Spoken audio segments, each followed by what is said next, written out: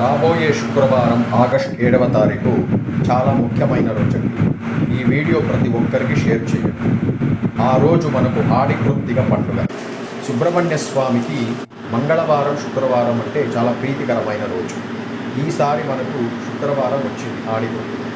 ఆ రోజు వివాహం కానివారు, సంతానం కానివారు, చర్మ సమస్యలు, ఆరోగ్య సమస్యలు బాధపడుతున్న వారు ఆ రోజు మీరు స్నానం చేసే నీళ్ళలో పాలు వేసుకుని తలస్నానం చేయండి. తలస్నానం చేసిన తర్వాత మీ దగ్గరలో ఉన్న సుబ్రహ్మణ్య స్వామి దేవాలయానికి వెళ్ళి పాలాభిషేకం చేసుకుని బియ్యం పిండి దీపాన్ని వెలిగించండి. వెలిగించిన తర్వాత 16 ప్రదక్షిణాలు చేయండి. అక్కడే కూర్చుని సుబ్రహ్మణ్య స్వామి భుజంగ స్తోత్రము లేక సుబ్రహ్మణ్య స్వామి కరావలంబ స్తోత్రాన్ని పఠనం చేసుకోండి. ఓం శరవణ భవాయ నమః అనే మంత్రాన్ని 108 సార్లు జపం చేసుకోండి. చాలా ముఖ్యమైన రోజు.